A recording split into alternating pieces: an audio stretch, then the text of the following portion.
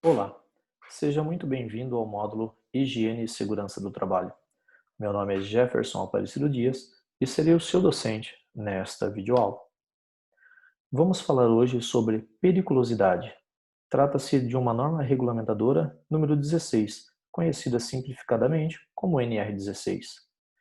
Então abordaremos nessa aula uma introdução, atividades de operações perigosas, risco acentuado, contato permanente versus exposição permanente, o que diz a súmula 364 e veremos alguns modelos de atividades de operações perigosas.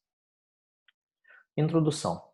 A periculosidade põe em risco a vida do trabalhador, podendo repentinamente atingi-lo de forma violenta, levando-o à incapacidade, invalidez permanente ou até mesmo à morte.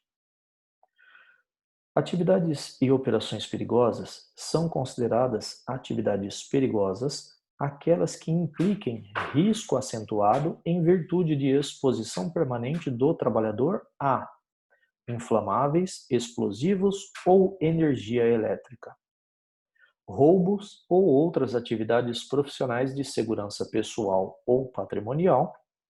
São também consideradas perigosas as atividades de trabalhador em motocicleta. Risco acentuado. Risco é a probabilidade de ocorrência. O nível do risco depende da severidade do dano ou ainda da probabilidade de sua ocorrência. Perigo ou fonte de risco é a situação de trabalho que tem o potencial de dar origem a riscos. Áreas de risco devem ser delimitadas. É de responsabilidade do empregador a caracterização ou a descaracterização da periculosidade mediante laudo técnico elaborado por médico do trabalho ou engenheiro de segurança do trabalho. Contato permanente versus exposição permanente. O sentido de contato é bem mais restrito do que o de exposição. A norma regulamentadora número 16 do Ministério do Trabalho leva em consideração a exposição e não apenas o contato. Estabelece as áreas de risco em que os trabalhadores fazem jus ao recebimento da verba trabalhista em pauta. Ou seja, a NR16, quando enquadrada naquela determinada atividade, o colaborador recebe por periculosidade. Então, a súmula 364, que trata sobre o adicional de periculosidade, que seria uma exposição eventual, permanente e intermitente, diz o seguinte: o empregado exposto permanentemente ou que de forma intermitente tem o direito de receber por periculosidade. O indevido apenas quando o contato dá-se de forma eventual também tem o direito de receber por periculosidade. Por quê? Porque caso a exposição não seja caracterizada como eventual, provavelmente será enquadrada como permanente ou intermitente, sendo nesse caso devido o adicional por periculosidade. E nesse caso, o adicional de periculosidade existe uma porcentagem e base de cálculo. O adicional de periculosidade é literalmente 30% sobre o salário base. Não existe variação nem para mais nem para menos. Foi determinado que existe periculosidade, automaticamente deve ser inserido 30% sobre o salário base para que o colaborador possa receber esse adicional. Não existem graus de periculosidade, então vamos a alguns exemplos ou modelos de atividades e operações perigosas. Então, com explosivos, seja na fabricação, na embalagem, no comércio ou ainda transporte e depósitos de explosivos. São consideradas atividades perigosas. Degradação química ou autocatalítica, ação de agentes exteriores, tais como calor, umidade, faíscas, fogo, fenômenos sísmicos, choques e atritos. O quadro 1 da NR16 detalha quais são as atividades com explosivos que devem ser consideradas perigosas. Então, aqui nós temos o quadro número 1, né, da NR16.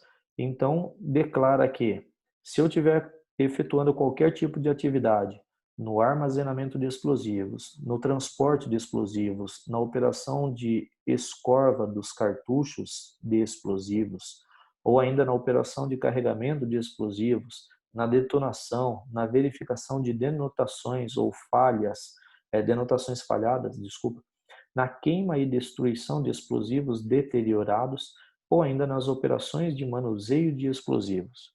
Então, todos os trabalhadores nessa atividade ou que permaneçam na área de risco têm direito a esse adicional de periculosidade. Todas as atividades que envolvem explosivos são caracterizadas como perigosas. No caso da atividade de armazenamento de explosivos, farão jus ao recebimento do adicional os trabalhadores nessa atividade e aqueles que permanecem na área de risco. Qual é a área considerada área de risco para fins de pagamento do adicional no caso dos empregados envolvidos no armazenamento de explosivos? Dependerá do tipo de explosivo armazenado e da respectiva quantidade. Então, materiais utilizados na fabricação de fogos de artifício. Então, nós temos o quadro número 2 da NR16, que especifica em duas colunas, sendo a primeira coluna quantidade armazenada em quilo de materiais utilizados aí na fabricação de fogos de artifício, e a segunda coluna trata sobre a faixa de terreno até a distância máxima. Então, se ele armazenar até 4.500 quilos, tem que ter uma faixa de terreno até a distância máxima de 45 metros. E assim sucessivamente. Por exemplo, se for entre 90 mil quilos a 225 mil quilos, ou 225 toneladas, né? Que é a quantidade máxima que não pode, em hipótese alguma, ser ultrapassada naquele mesmo local, então a faixa de terreno até a distância máxima tem que ser de 180 metros. Locais de armazenagem de explosivos iniciadores. Então nós temos o quadro número 3 aí da NR16, né? Onde também tem duas colunas com relação à quantidade de armazenamento em quilo e também a faixa de terreno até a distância máxima. Então até 20 quilos, no caso aí a faixa de terreno até a distância máxima de 75 metros e assim sucessivamente até a quantidade máxima que não pode ser ultrapassada de 9.000 quilos, que seria aí uma faixa de terreno até a distância máxima de 530 metros. Vale lembrar que todas essas tabelas estão dentro da nossa aba Normas Regulamentadoras, onde possuem aí todas as normas 100% para que vocês possam acessar e acompanhar, ler, verificar cada uma dessas NRs respectivamente. Explosivos de ruptura e pólvoras mecânicas. Então nós temos aí o quadro número 4 da NR16, que aborda a quantidade em quilos e a faixa de terreno até a distância máxima. Então até 23 metros, até 23 quilos, então 45 metros. E essa tabela não finaliza aqui, ela é um pouco maior, então nós temos aqui até 113.300 quilos, que eu tenho que ter uma faixa aí de terreno de 1.350 metros. Com relação a inflamáveis, seja ele líquido ou não. Então, os gases inflamáveis são aqueles que inflamam com o ar a 20 graus Celsius e a uma pressão padrão de 101,3 kPa. Líquido combustível é todo aquele que possua ponto de fulgor maior do que 60 graus Celsius e inferior ou igual a 93 graus Celsius.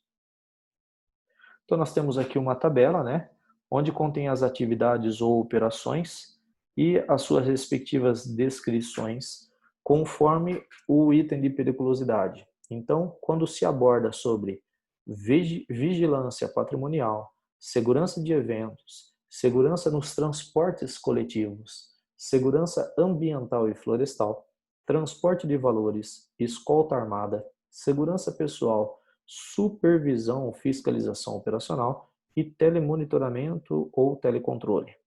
Então, todos eles envolvem, se enquadram em atividades de operações perigosas, né, na qual o colaborador deve receber por periculosidade. No caso de energia elétrica, o adicional de periculosidade aos trabalhadores expostos à energia elétrica que executam atividades em equipamentos elétricos energizados em alta tensão, que realizam atividades em proximidade, que realizam atividades, equipamentos elétricos em baixa tensão no sistema elétrico de consumo, que é simbolizado aí pela sigla SEC ou SEC, das empresas que operam em instalações ou equipamentos integrantes do sistema elétrico de potência, também chamado de SEP. Ou seja, como exemplo, nós temos o pessoal da CPFL, ou da Companhia de Energia Elétrica, que faz a ligação do nosso relógio medidor na nossa residência. Então, ali é um sistema elétrico de consumo. Ou ainda, aquele colaborador da Companhia de Energia Elétrica que faz a instalação dos transformadores que ficam no poste para que possam ter a fiação que leve até os nossos relógios medidores nas nossas residências, que nesse caso se encaixa ao sistema elétrico de potência. Pagamento não devido, ou seja, onde não se deve pagar por periculosidade. Nas atividades em instalações ou equipamentos elétricos desenergizados, sem possibilidade de energização acidental, por exemplo, na montagem de painéis de comandos elétricos, onde eu estou efetuando a montagem, não estou trabalhando com energia elétrica, não tem como acionar de forma acidental aquilo ali. Então, não tem direito a receber por periculosidade. Nas atividades em equipamentos elétricos em extra baixa tensão, ou seja, 24 volts em corrente contínua, essas pessoas normalmente não têm o direito de receber por periculosidade. Procedimentos de ligar e desligar circuitos elétricos, seja desde o interruptor de uma casa ao conectar qualquer aparelho eletrodoméstico, mesmo que seja num ambiente de fábrica, a pessoa não tem o direito a receber por periculosidade, porque isso não caracteriza nenhum tipo de riscos ou atividades e operações perigosas. Atividades perigosas em motocicleta. Atividades de trabalhador em motocicleta ou deslocamento em vias públicas são consideradas perigosas. A utilização de motocicleta ou motoneta exclusivamente no percurso da residência para o local de trabalho ou desta para aquela. As atividades em veículos que não necessitem de emplacamento. As atividades em motocicleta ou motoneta em locais privados. Veículos que não necessitem de emplacamento. Por exemplo, nós temos aqui máquinas agrícolas ou ainda tobatas e essas máquinas retroescavadeiras são equipamentos, são veículos que não necessitem de emplacamento. Atividades com radiações ionizantes. Produção, utilização, processamento, transporte, guarda, estocagem e manuseio de materiais radioativos, selados e não selados, de estado físico e forma química quaisquer, naturais ou artificiais.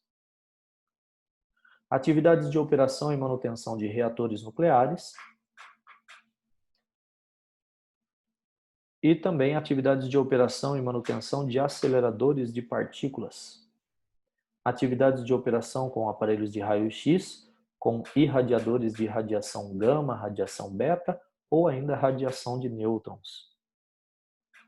Atividades de medicina nuclear, descomissionamento de minas, moinhos e usinas de tratamento de minerais radioativos. Atividades não consideradas aí para receber por periculosidade. Áreas que utilizam equipamentos móveis de raio-x para o diagnóstico médico, como emergências, centro de tratamento intensivo, sala de recuperação e leitos de internação, não são classificados como salas de irradiação em razão do uso do equipamento móvel de raio-x. Por exemplo, um consultório odontológico, onde a maioria também dos dentistas possuem lá uma máquina móvel praticamente de raio-x. Por hoje é só e até a nossa próxima videoaula.